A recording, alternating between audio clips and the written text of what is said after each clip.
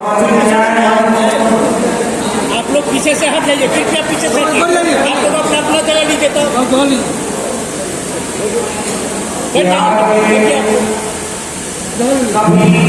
साथियों का बहुत धन्यवाद और आप सभी का भी बहुत धन्यवाद, क्योंकि हमें पता चला कि आप लोग लगभग 12 बजे से यहाँ बैठे हुए हैं और इतनी गर्मी में इतनी मेहनत करके आप इतना धैर्य से बैठे हुए हैं, तो मैं आप सभी को बहुत धन्यवाद करूंगा। बहुत शुक्रिया। लेकिन हम लोग चूंकि एक दूसरे कार्यक्रम में पटना में आए हुए थे, वहां से यहाँ आने में भी देर हुई,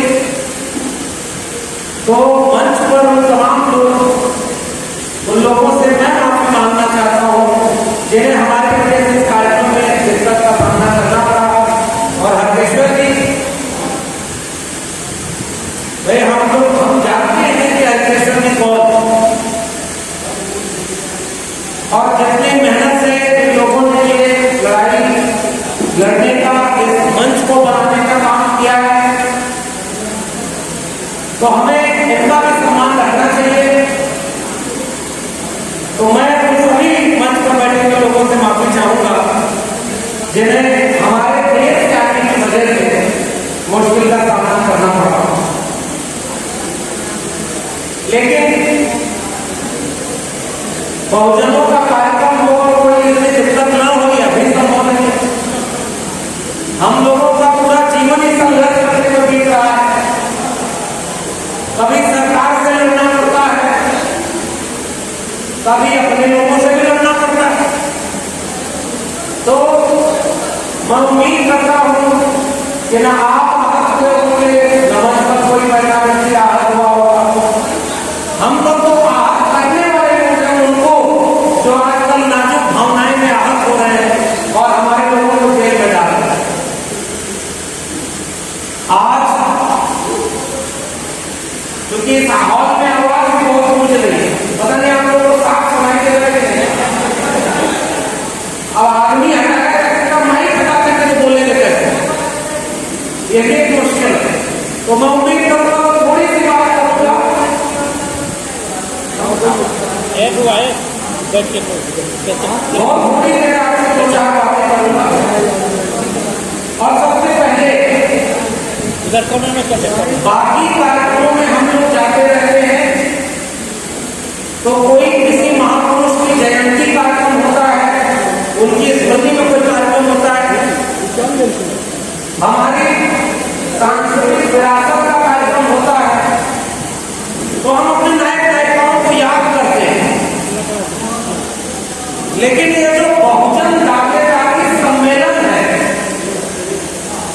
यह सम्मेलन थोड़ा अलग तरह का है, क्योंकि पहले भी जब इसका एक आयोजन हुआ था पटना में, शायद 7 मई को पटना में कार्यक्रम हुआ। अली अकबर साहब आए थे, चले गए। तमाम दलित, पिछड़े, पसमानदा, आदिवासी समुदाय के लोग, बहुजन समाज के लोग उस कार्यक्रम में भी आए थे।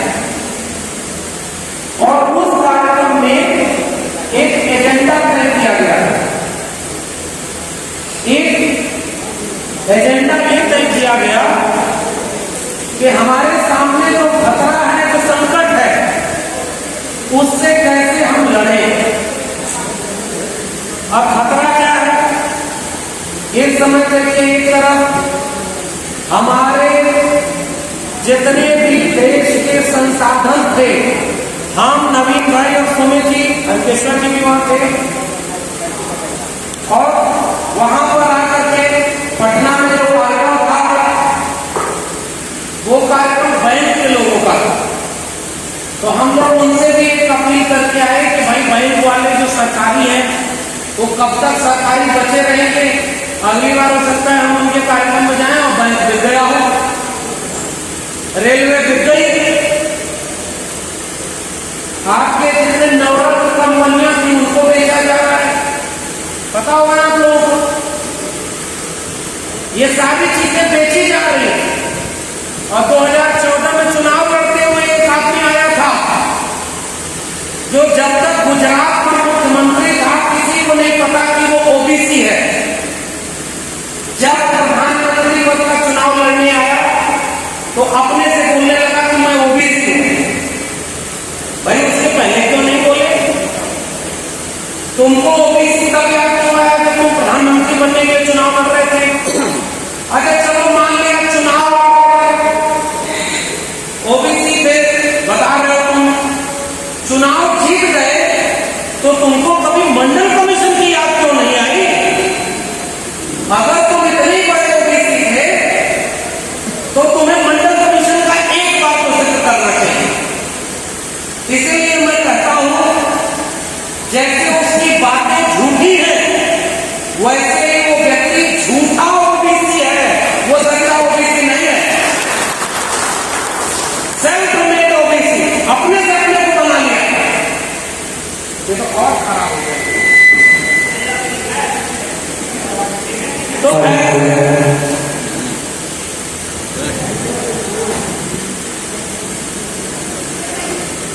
अब ठीक है,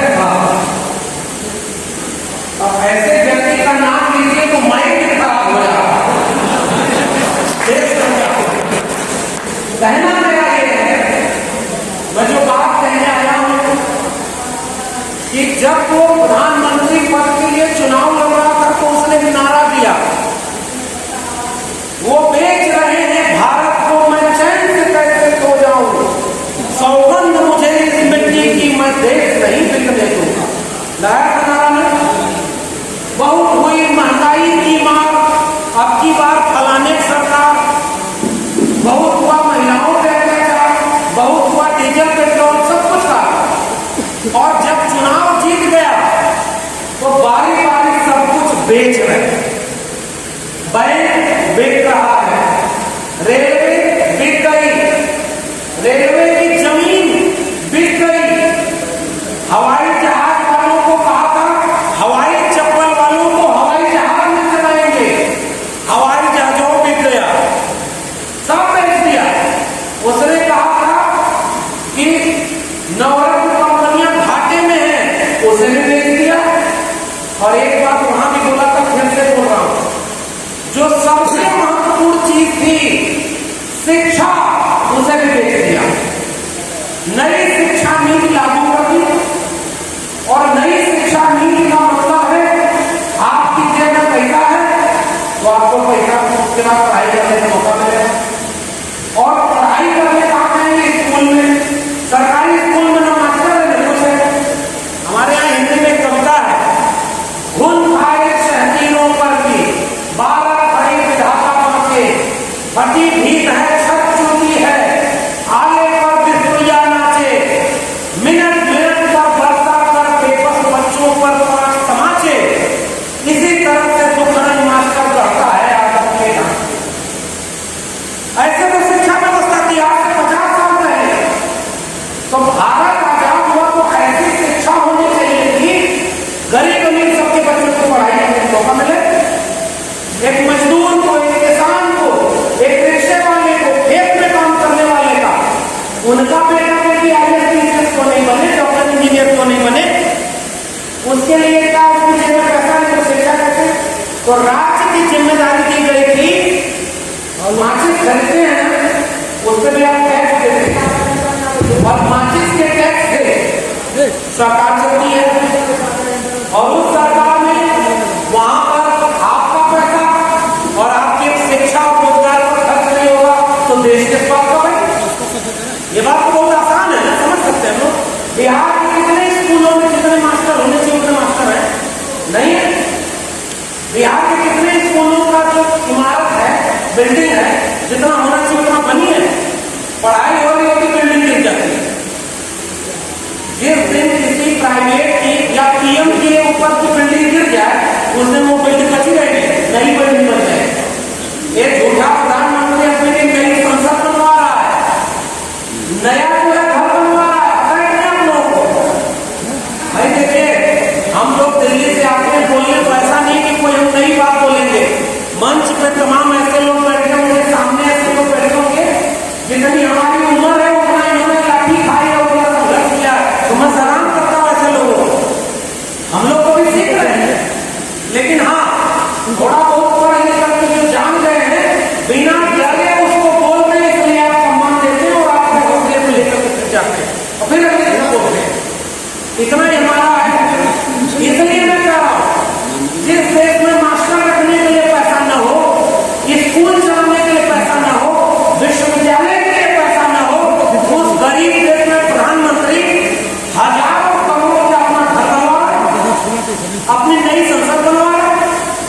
में अभी संसद चल रही, तो नई संसद की जरूरत क्या थी भाई? इस देश में नया पार्लियामेंट, नया पीएम हाउस की जरूरत क्या है? इस देश में नया स्कूल बनाने की जरूरत नहीं बना। इसलिए अब क्या हो रहा है, तमाम बहुजन लोग स्कूल कॉलेज की बात पूछने लगे, तो नया क्या कर दिया, रामलला हम आएंगे, मंदिर वहीं बनाएंगे। राम के नाम पर दंगा करना शुरू किया। कब शुरू किया? बिहार के लोगों, समाजवादी आंदोलन की जमीन पर खड़ा हो, और जब मंडल आंदोलन शुरू हुआ था, तो मंडल के विरोध में कमंडल आने वाले वही लोग थे जो आज हमारे हक को मार रहे हैं। ये बात कहने की जरूरत है। मंडल के विरोध में कमंडल, उसी समय रथ यात्रा निकली।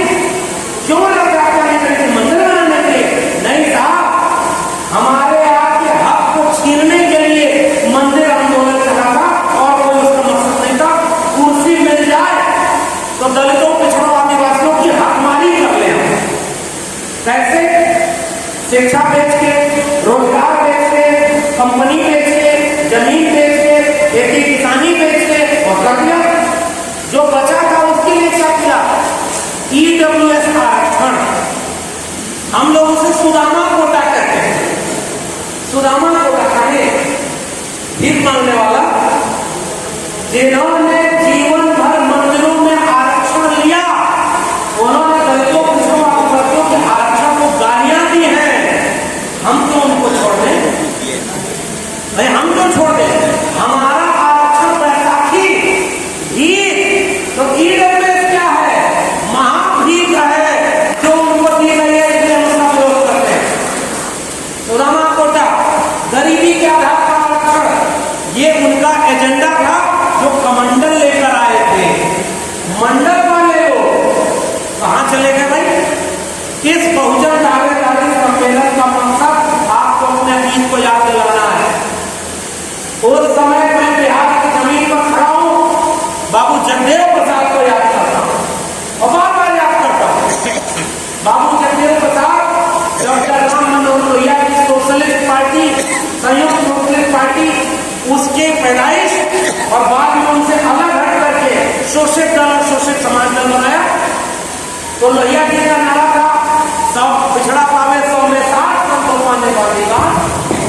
तो लोहिया जी के नारे को आगे बढ़ाने का काम किया था जगदेव बाबू कि 100 में 90 शोषित हैं, शोषितों ने ललकारा है, धन, धरती और राजपाट में 90 भाग हमारा है, 10 का शासन 90 पर नहीं चलेगा, नहीं चलेगा। यानी किस किस चीज में उन्होंने मांगा 90 भाग? जोर से बोलिए। पहला धन में मांगा, दूसरा धरती, और तीसरा जोर से बोलिए राजपाट। धन मतलब संपत्ति। 2011 में जनगणना होती है, पता चलता है 1% लोगों के पास 73% लोगों की संपत्ति कब्जा। भाई संपत्ति पे कौन कब्जा कर लिया? 1%। वो 1% कौन है पता ही नहीं। इसलिए हम कहते हैं कि इस देश में कुत्ते, बिल्ली, भेड़, बकरी की गणना कर लिए, अब जाति जनगणना करना पड़ेगा, तभी पता चलेगा कि वो 1% लोग कौन है जो 75% लोगों की संपत्ति और धन पर कब्जा करते। इसलिए हम जाति जनगणना की बात करते हैं, पता तो चले कि वो 1% कौन है। तब जगदेव बाबू ने कहा कि धन, यानी इस देश का 90% पूंजी बहुजनों के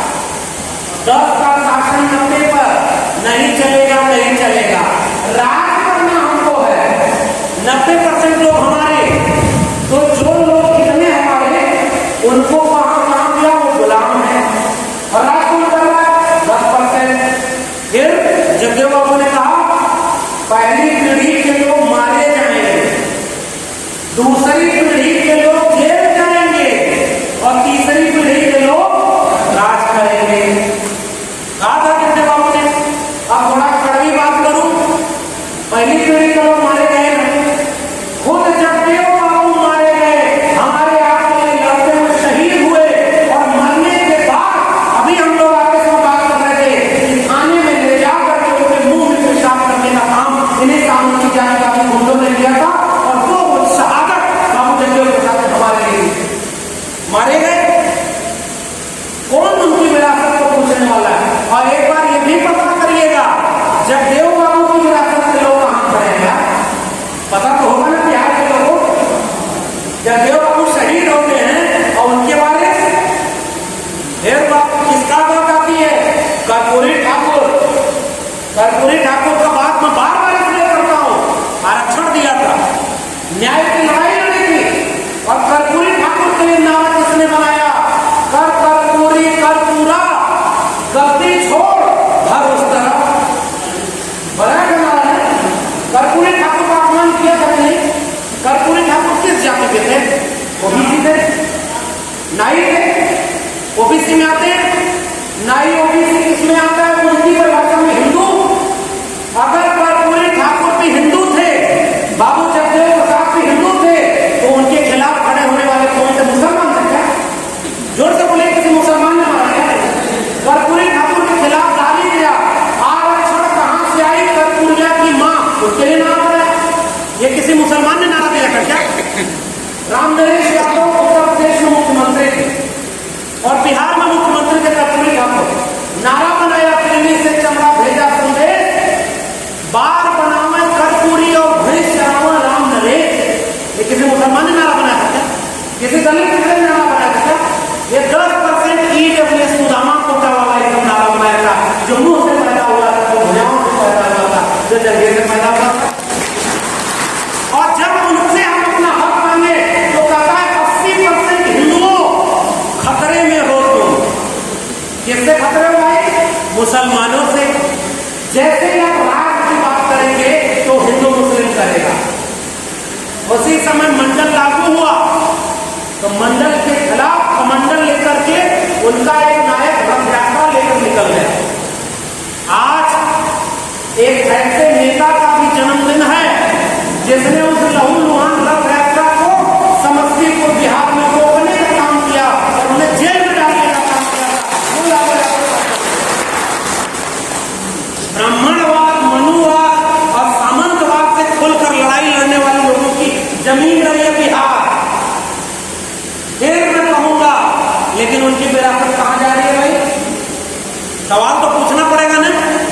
समाजवादी आंदोलन की जमीन कौन? बिहार। कर्पूरी ठाकुर जगदेव बाबू की जमीन कौन सी है? बिहार। तथागत बुद्ध और महावीर की जमीन कौन सी है? बिहार।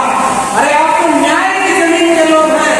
आपके यहाँ एक भी मंदिर मस्जिद के नाम पर दंगा हो जाए तो सोचिए उस पूरी विरासत पर एक प्रेसिडेंट खड़ा हो जाएगा कि नहीं? हम भी यूपी से आते हैं, बिहार वाले लोग आप लोग थोड़ा हमसे अच्छे हैं। हम लोग तो एक ऐसे व्यक्ति को मुख्यमंत्री बनवा दिए हैं जो कहता है ठोक दो, कहता है ना। हमारे यहाँ कबीर ने उनके लिए दोहा लिखा है, उसके लिए भी लिखा है अलग है, फिर भी मैं सुनाऊंगा, पता नहीं कितना आप लोग आवाज आ रही है। मन ना रंगाए रंगाए जो कि कपड़ा, तो मैं नहीं कर रहा हूं, मैं अगर बोलूंगा तो जेल में डाल देगा। कौन बोल रहा है? महात्मा कबीर। मन ना रंगाए रंगाए जो कि कपड़ा, आसन मार मंदिर में बैठे और ब्रह्म छोड़ पूजन लागे पथरा, कनवा बढ़ाए जटवा बढ़ाए दढ़िया बढ़ाए जो कि हो गए बकरा, और मधुआ मुड़ाए जो कि कपड़ों लगाए, और गीता पांच जो कि हो गई लबरा। मन ना रंगाए रंगाए जो कि, तो मैं तो उस प्रदेश से आता हूं, उत्तर प्रदेश से, वहां ऐसे व्यक्ति मुख्यमंत्री, हालांकि उसके लिए कभी शब्द नहीं कहा, ये तो आप लोग बोल रहे हो, मैं भी नहीं कह रहा हूं। क्यों ये बात कही जा रही है? हमारे लोगों को कर्मकांड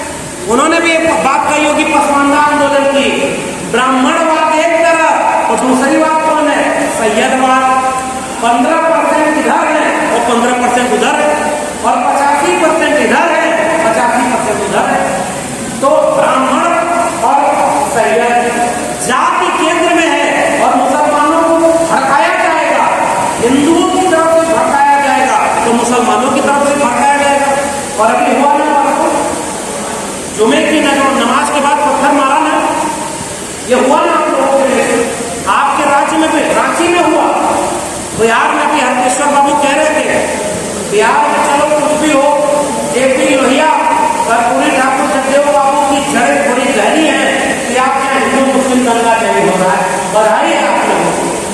लेकिन कितने दिन तक रोक पाएंगे साहब? ये चिंता है ना आपकी, दंगा कराना चाह रहे हैं ये।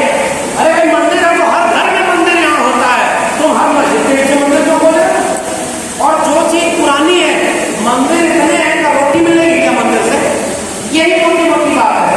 इसलिए बहुजन दावेदारी सम्मेलन आज आप लोग इतनी मेहनत करके बैठे हैं ना, इतनी तपस्या कर रहे हैं ना, क्यों कर रहे हैं? क्योंकि ये दावेदारी का सवाल यहाँ पर पूछा गया। सवाल क्या है? हमारी लड़ाई मंदिर मस्जिद की लड़ाई नहीं है, हमारी लड़ाई इसलिए शिक्षा और रोजगार की लड़ाई है। वो लोग किस पर वोट मांग रहे हैं? शौचालय पर। हमने घर घर शौचालय बनवा दिया, फिर कहेंगे घर घर देवालय बनवा दिया, तो हम पूछेंगे स्कूल कॉलेज और विश्वविद्यालय कहाँ चला गया जब घर घर में देवालय बना रहे? तो विश्वविद्यालय और स्कूल की लड़ाई हमारी है। बहुजन दावेदारी सम्मेलन आपसे बात कर रहा है, आपके बच्चों की शिक्षा बर्बाद कर दी गई, बेच दिया है शिक्षा बर्बाद। अब कैसे बर्बाद? एक दो किस्सा सुना के बाद खत्म करूंगा। पहले क्या हुआ, एक पंडित जी थे। अच्छा मैं ये सब किस्सा सुनाता हूं तो बड़े लोग नाराज भी होते हैं, लेकिन भाई अब आयोजक लोग जाने, उन्होंने हमें बुलाया है तो हम तो सुनाएंगे, आप लोग जानिए। पंडित जी एक अपने बच्चे के साथ गए दूसरे के घर, तो कोई दलित पिछड़ा रहा होगा, उसने कहा कि मेरे बेटे को नौकरी नहीं मिल रही है। पंडित ने कहा तुम्हारा पता देखो, तुम्हारा ग्रह दशा ठीक नहीं है, क्या करना होगा? लाखों रुपए की हवन कराना होगा, तब जाके तुम्हारे बच्चे को नौकरी मिलेगी। वो कहा ऐसे कैसे होगा? तो कहा पैसा जुटाओ, मैं आऊंगा तो तुम्हारा हवन करा दूंगा, नौकरी मिल जाएगी, ग्रह दशा ठीक हो जाएगी। पंडित जी घर लौट कर आए, उनका बचौआ भी साथ में गया था। घर आके पंडित जी से बोला कि बाबूजी हमारो पतरा देख लेते हैं, हमको नौकरी काहे नहीं मिल रही? पंडित ने पलट के बोला अरे तुम्हारा ग्रह दशा ठीक है, वो तो आरक्षण है इसलिए तुमको नौकरी नहीं मिल रही है। हमारे बच्चों की नौकरी इसलिए नहीं मिल रही क्योंकि ग्रह दशा ठीक नहीं। और उन्होंने गाली किसको दिया? आरक्षण को। यूक्रेन में उनका बच्चा मर गया, किसी का नौजवान बेटा मरा हो, तब भी उसके मन में जातिगत हिंसा ऐसी भरी है कि वहां से तो कह रहे आरक्षण है इसलिए हमारे बच्चे विदेश चले गए और मर गए।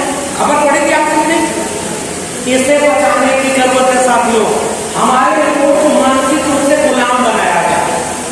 और कैसे गुलाम बनाया? वो एक पंडित जी थे नवीन भाई, तो वो पंडित जी उनके पास गांव के बच्चे आए, गांव के लोग आए, उन्होंने कहा पंडित जी कुछ बच्चों ने गधा मार दिया। क्या मार दिया? गधा, गधे की हत्या कर दी।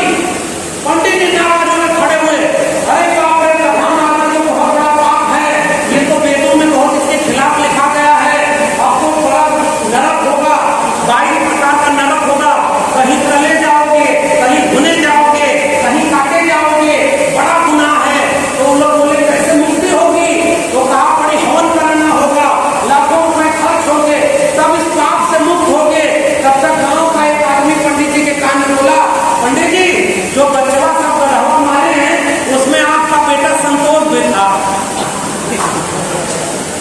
पंडित जी शाम को बैठ गए और फिर भोजपुरी में कहावत, क्या बोले पंडित जी? 2-4 लइकन में एक संतोष और गधा के मरले में कौनो न सोच। क्यों भाई? धर्म पाखंड सब बदल जाता है। हमारे यहाँ क्या ब्राह्मण अलग न्याय, शूद्र अलग न्याय, ये तो हमारे लिए होता है। इसलिए ज्योतिबा फूले, डॉक्टर अम्बेडकर, तथागत बुद्ध और वहां से होते हुए आज की हमारी इकाई बहुजन दावेदारी की है। हमारे लोगों को उन्होंने सदियों से गुलाम बनाया। ओबीसी समाज के लोगों से बात पूछता हूं, ओबीसी समाज के लोगों का धर्म के नाम पर उतना शोषण नहीं हुआ क्योंकि उनका धर्म था ही नहीं, उनका ब्राह्मणवाद का धर्म था ही नहीं, प्रकृति की पूजा करते थे ना। इसके बीच में पंडित कहां से आया? आया कि नहीं? अब आपके घर की भी शादी कौन करा रहा है? पंडित करा रहे।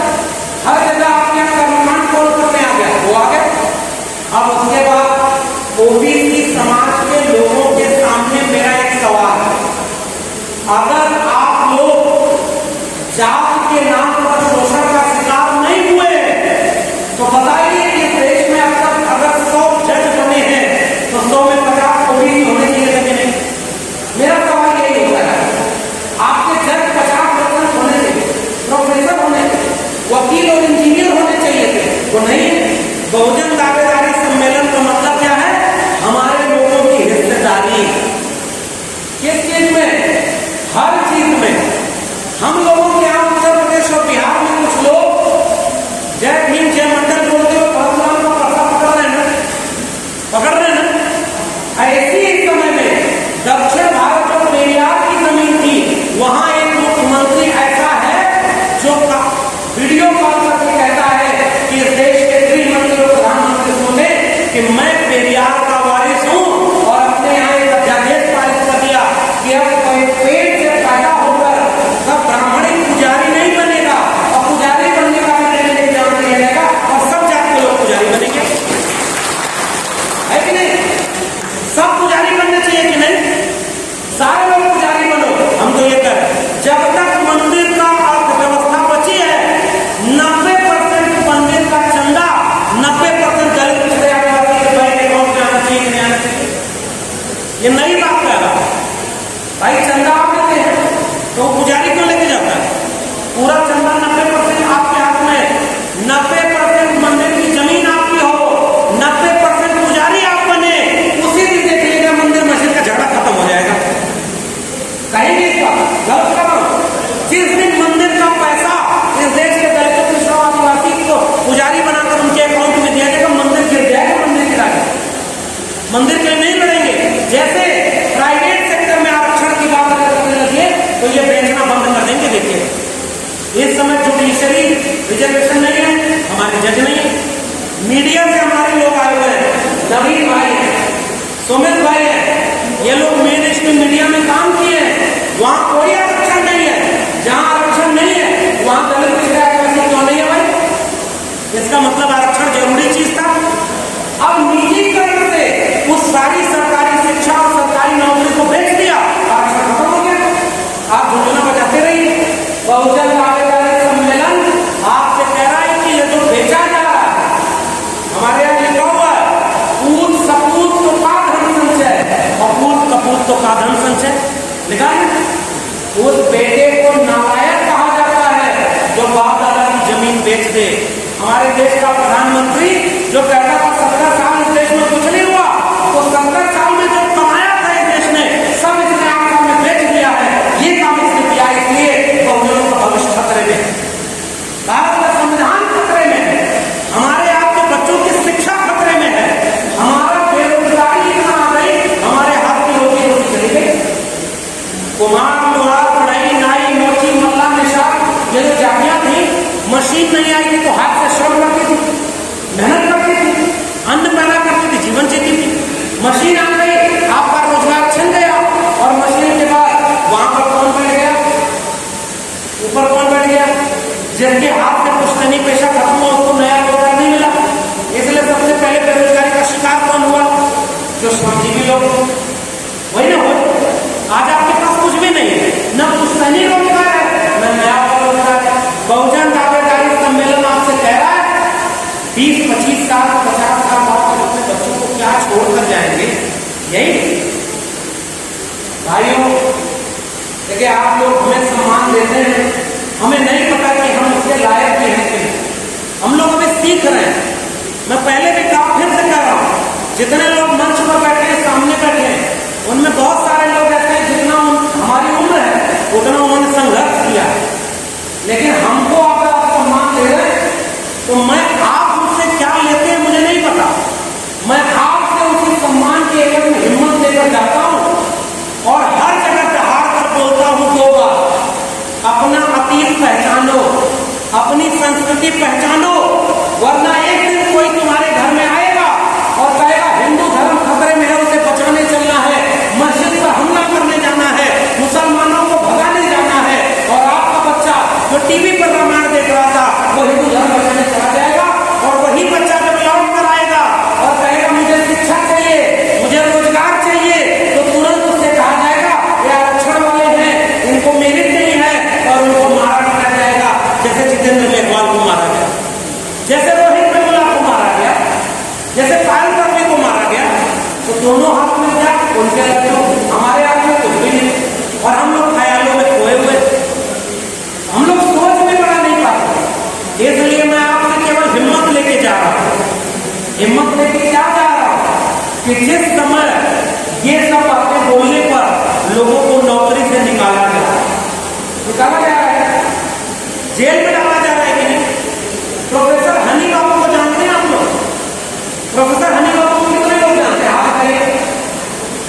आप सब लोग जानते हैं प्रोफेसर हनीबाबू ने कोई मर्डर किया है, कोई किसी का जमीन हड़प ली है। प्रोफेसर आनंद से तोड़े को जानते हैं, बाबा साहब की रिश्तेदारी में आते थे, वो किसी की जमीन हड़प लिए थे क्या? किसी का पैसा हड़प लिए थे क्या? जेल में क्यों गए? क्योंकि वो हमारे और आपके भविष्य की लड़ाई लड़ रहे थे, इसलिए उनको जेल में डाला हुआ। हमारे यहाँ जिनका नाम लिखा हुआ प्रोफेसर रतनलाल को जेल में डाल दिया। हमारे तमाम लोग जेलों में जा रहे हैं। हमको आप लोग बुला रहे हैं, यहाँ से वापस दिल्ली जाऊंगा, पता नहीं नौकरी बचेगी कि नहीं। और यूपी से होकर जाना है, पता चला बुलडोजर बीच में खड़ा है, ये भी तो खतरा है। इसलिए हम लोग क्यों ये काम कर रहे हैं? क्यों? क्योंकि कर्पूरी ठाकुर और जगदेव बाबू का नाम लेने से पहले, लोहिया और अंबेडकर का नाम लेने से पहले, बुद्ध और फूले का नाम लेने से पहले एक ईमानदारी ये भी होनी चाहिए कि उनके तस्वीर पर माला चढ़ाने से ज्यादा बड़ी बात यह है कि आप अपनी वैचारिक ईमानदारी रखते हैं कि नहीं, आप ईमानदारी से सच बोलते हैं कि नहीं। इसलिए मैं ये हिम्मत करके आपको दिखाया, तस्वीरों पर माला और विचारों पर ताला। हम बहुजन एकता की बात कर रहे हैं और आपस में लड़ रहे हैं एक दूसरे से। हम एकदम तराजू लेकर घूमते हैं, भाई ये कौन अम्बेडकरवादी है, ये समाजवादी है, ये लोहियावादी है, ये जो है जगदेववादी है। हम लोग करते ही नहीं है। जितने लोग ने उतने संगठन आपके बने हुए और सब आपस में एक दूसरे से लड़ते हैं। 1925 में उन्होंने अपना एक संगठन बनाया, 2025 में उसके 100 साल पूरे होने वाले, वो नहीं टूटे। और हमारे यहाँ केवल समाजवादी लोग जाने कितने टुकड़े में टूट गए। हमने सबक नहीं लिया साहब, हम आज भी लड़ते हैं। हमने अपनी नाक लंबी कर दी और दिल छोटा कर दिया। आज जरूरत है, मैं अपील करके निवेदन करके जा रहा हूं, नाक को थोड़ा छोटा करिए, दिल बड़ा करिए। कोई अगर दाएं बाएं कोई कम अम्बेडकरवादी है तो उसका मजाक बनाएंगे, तो अगली बार 2-4 और सब की शाखा में लेकर चला जाएगा, फिर क्या करेंगे? ओबीसी को आप कहते हैं ओबीसी हिंदू धर्म को संदेह हो रहा है। जिस दिन ओबीसी दंगा करने उतर जाएगा उस दिन कौन बचाएगा भाई? क्या सारे ओबीसी दंगा करते हैं क्या? क्या सारे ओबीसी हिंदू धर्म को ढो रहे हैं क्या? ऐसा बिल्कुल नहीं है। हमने अपने लोगों को अपमानित किया और उन्होंने अपने लोगों को जोड़ा। हमारे लोग टूटते गए, वो लोग जुड़ते गए। इसलिए मेरी अपील, मेरी गुजारिश है आपसे, हम तो अभी भाषण देकर चले जाएंगे, आप फूल माला फैलाते हैं, नाम लेते हैं, किसको अच्छा नहीं लगेगा?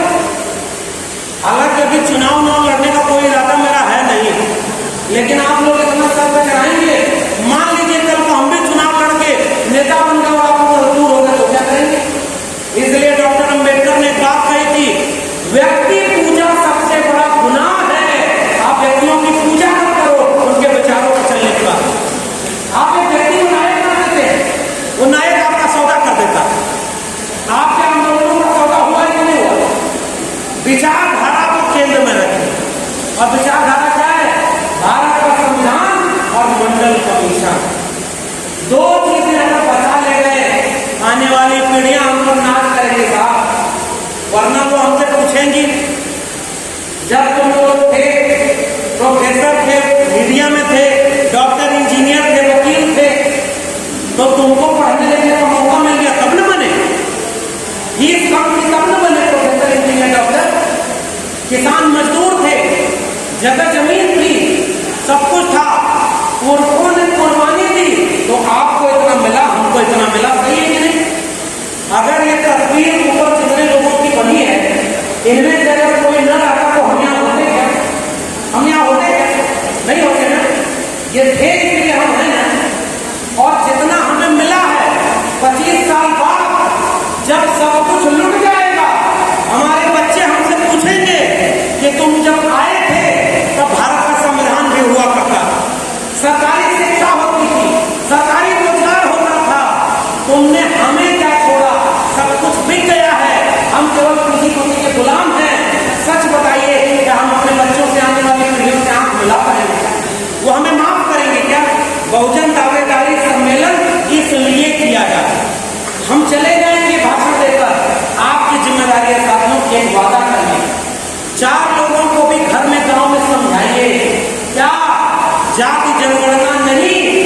जनगणना नहीं।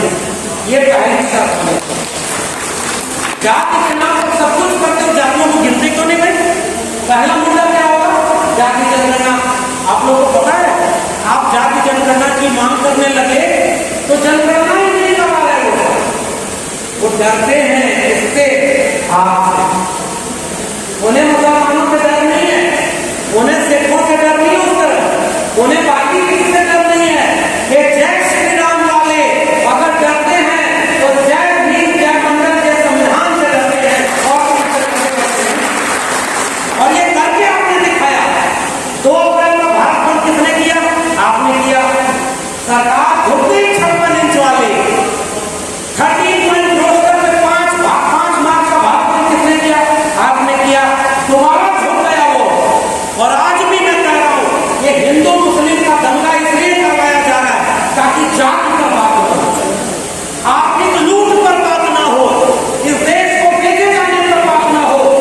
बहुजन दावेदारी सम्मेलन का मकसद है अपना हक हकूक मांगिए, अपने हकूक को समझिए।